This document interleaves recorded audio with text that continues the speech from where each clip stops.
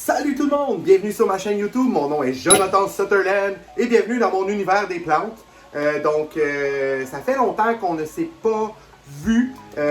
J'ai commencé un nouvel emploi et disons que ça l'a chamboulé mon horaire complètement. Donc je suis bien content de vous revoir aujourd'hui, j'espère que vous êtes contents aussi.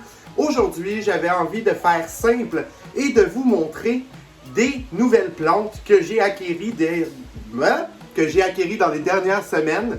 Donc, on y va? Right now!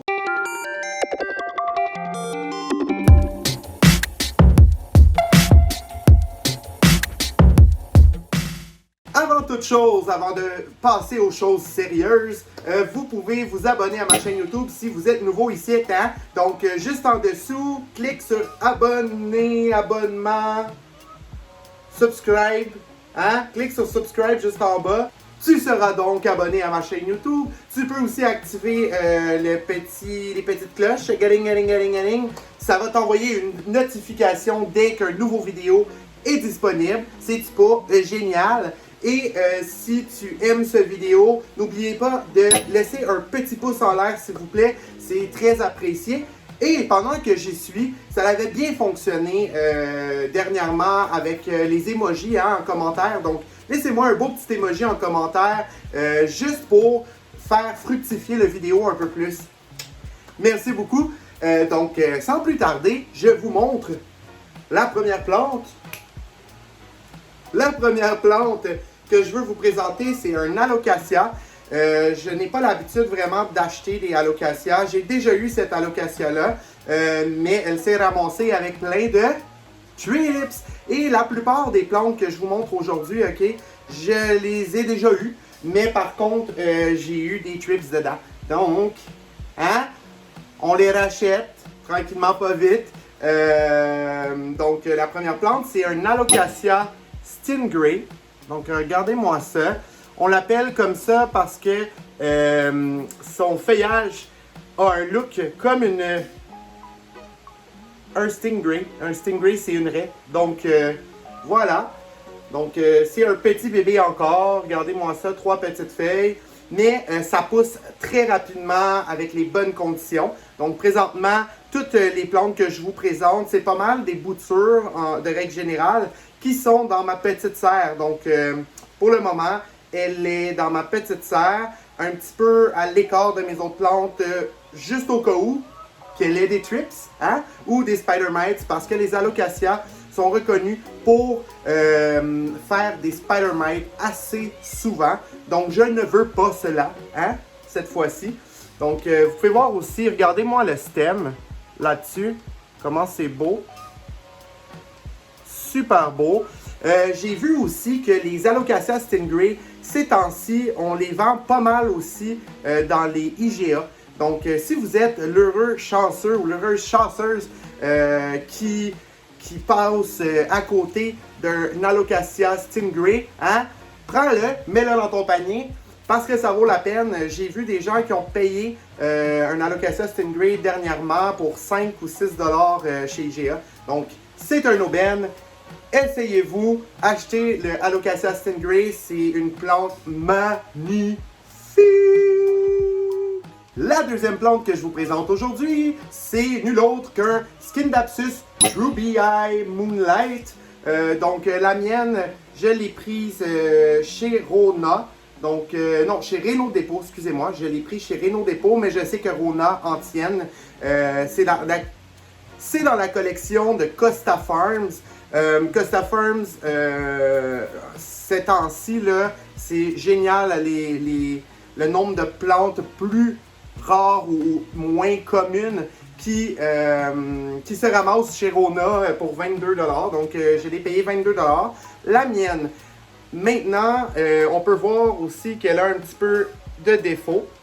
On peut voir que la mienne a souffert un petit peu. Quand je l'ai achetée, c'était une des seules qui restait et j'ai décidé de la rapporter chez moi, mais le contenant était très trempé. Donc, je l'ai laissé sécher complètement. Je me suis dit, on va laisser sécher. Je ne veux pas perturber non plus les racines. Donc là, il est sec. Donc là, elle va être due pour avoir de l'eau. Donc c'est pour ça qu'on voit un petit peu des feuillages, du feuillage un peu tortillé. Donc elle aura besoin d'eau. Mais superbe feuillage, regardez-moi ça. Donc ça sort pas bien sur la caméra. Mais si vous avez la chance d'en trouver un chez Rona, dans votre quincaillerie la plus proche, Walmart peut-être bientôt va en avoir, je sais pas. Mais si vous avez la chance de mettre la main dessus, faites-le, ça vaut vraiment la peine. C'est une merveilleuse plante d'intérieur qui va pendre comme ça, comme un joli poteau dans son macramé. Donc, je vous suggère fortement d'aller vous en procurer un. La prochaine plante que j'ai à vous présenter, tada! Il est très très gros. Regardez-moi la feuille ici. Ça, c'est ma main, juste pour vous montrer la différence de grosseur. Hein? Regardez-moi ça. C'est un beau panier suspendu bien plein. Celui-là, c'est un philodendron Mayoy, aïe. Je sais pas trop, mais c'est un philodendron Mayoy ou Tahiti qu'on l'appelle aussi.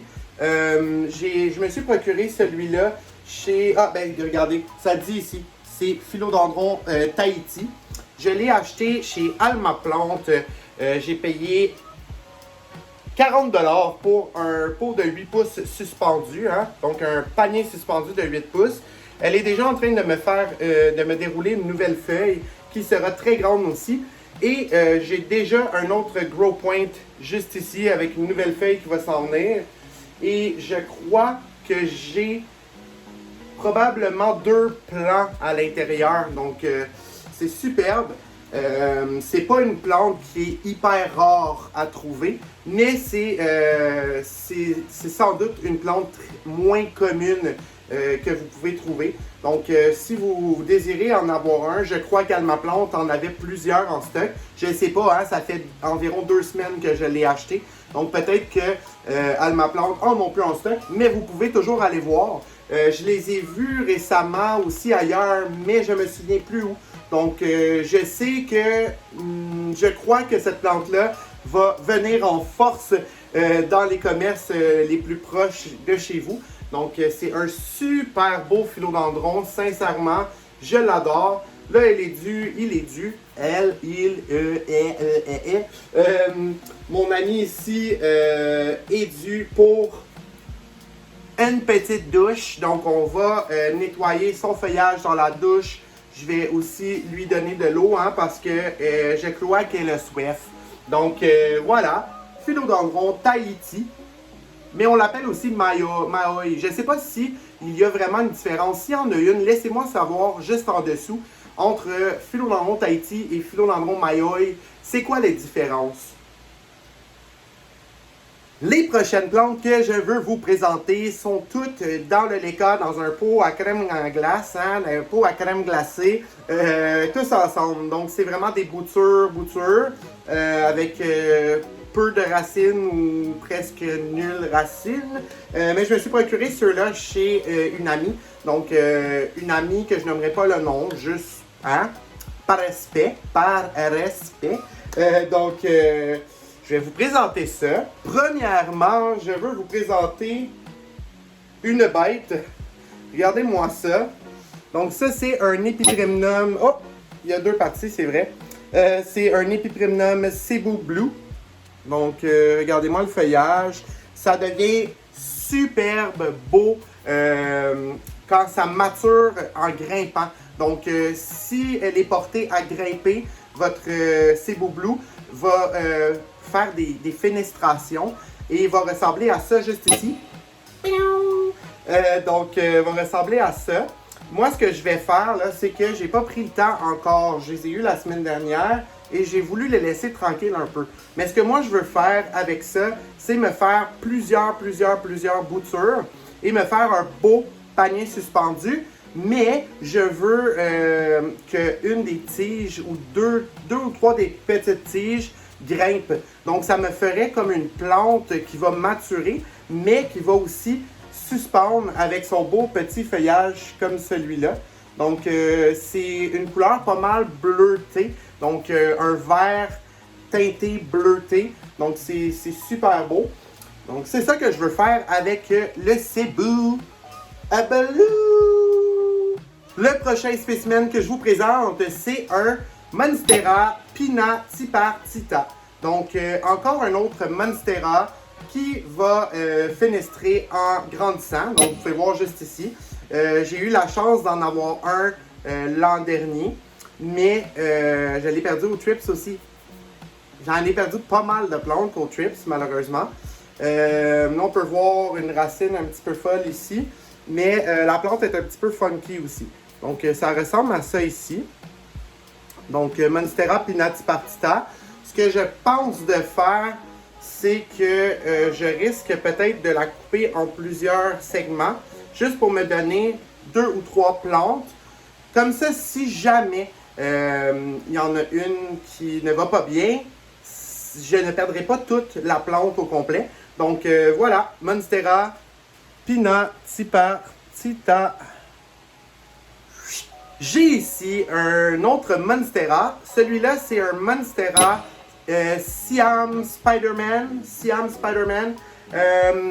C'est pas mal semblable à un Monstera Pérou quand c'est petit.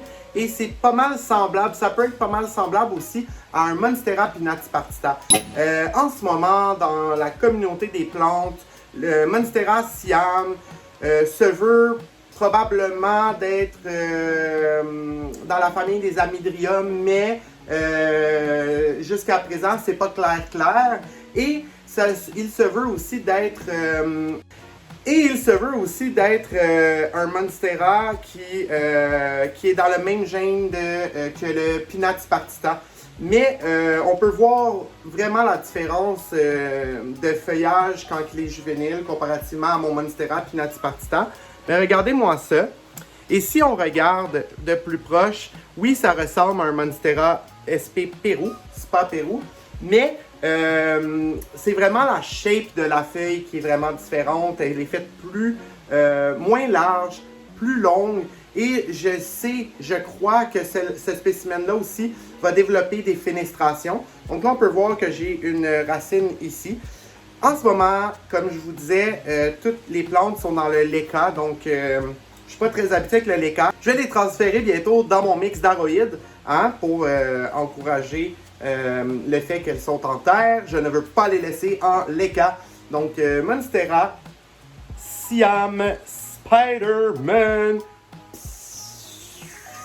L'avant-dernière plante que je veux vous présenter aujourd'hui, c'est une plante qui est magnifique. Okay? J'ai vu aux États-Unis cette plante-là se vendre 160-170$ US juste pour 2 ou 3 petites feuilles. Moi, j'ai réussi à avoir un beau petit plant complet. On va se le dire, il est quand même assez complet pour peut-être 40$. Donc, il est superbe. Je me trompe tout le temps dans mes mots aujourd'hui. Donc, on peut voir des belles racines. Donc, celui-là, je suis bien content. Je vais pouvoir tranquillement, pas vite, le mettre en terre. Mais on peut voir juste ici le feuillage qui me fait drôlement penser. Là, je m'excuse, il y a un petit peu de mousse de sphinx dessus. Je ne sais pas pourquoi. Mais ça me fait beaucoup penser au philodendron Atabapuense. Atabapuense ou philodendron bilité un peu. Et le derrière est pas mal rougeâtre, mauve, pinkish. Pas mal, toutes les feuilles ont une couleur magnifique derrière. Donc, je vous laisse aussi une photo d'un Santa Leopoldina. Juste ici, mature. Donc, je crois vraiment que cette plante-là va être magnifique en grandissant. Je l'adore déjà. Philodendron Santa Leopoldina. Et enfin, on est à ma dernière plante que je veux vous présenter. Elle est pas mal grosse, ok? J'ai ramené ça, c'est une petite anecdote, hein? J'ai ramené toutes ces boutures-là que je viens de vous présenter de chez mon ami, ainsi que la dernière plante que je vais vous présenter. J'ai tout ramené ça en autobus et en métro. Et j'habite assez loin. Très loin de chez mon ami. Donc, ouais, j'ai ramené ça. dans une grosse boîte Walmart, comme ça. Hein, je m'en venais de même. C'était de toute beauté. Mais, hein, quand t'aimes les plantes, ben t'aimes les plantes. Puis tu t'en fous des traînées. Hein? Donc, la dernière plante, c'est un philodendron mi-sap. Donc, mi-sap, j'ai pas trouvé grande information dessus. Je pensais que c'était un Green Congo régulier. Mais le feuillage est très différent. Comme vous pouvez voir, le spécimen que j'ai en main, il est très gros. Regardez-moi la feuille juste en comparaison de ma main. Je peux même pas reculer assez pour vous le montrer. Mais c'est un magnifique spécimen. Je pense que je l'ai payé 15 ou 20 $. Donc je suis vraiment heureux. Le feuillage est très mince. Avec un peu les feuilles un peu fripées. Tu sais, juste un petit peu. Elle est magnifique. Donc, un philodendron mi-sap, c'est ma dernière plante que je voulais vous présenter. Depuis que je l'ai, elle m'a donné cette feuille-ci. Juste celle-là ici. Donc, elle m'a l'air assez correcte chez moi. J'espère qu'elle va m'en donner une bientôt, mais je vois déjà un petit grow point juste ici. Donc, ça ne devrait pas tarder. Celui-là, j'ai hâte de pouvoir aussi le repoter en terre parce que là, lui, il est en l'école lui aussi, dans son propre pot à crème en glace. Donc, ouais, il y a beaucoup de racines sur celui-là. Donc, j'ai vraiment hâte de voir ça grandir chez moi, maturer. Hein? Je peux me cacher en arrière des feuilles. C'était tout pour mon vidéo d'aujourd'hui. J'espère que tu as aimé. J'espère que tu vas avoir laissé un petit pouce en l'air, un emoji dans les commentaires et que tu t'es abonné à ma chaîne YouTube si tu n'es pas déjà abonné. Et si tu es déjà abonné, je te remercie beaucoup. Je t'envoie des bisous. On se revoit aux prochaines vidéos. Bye bye!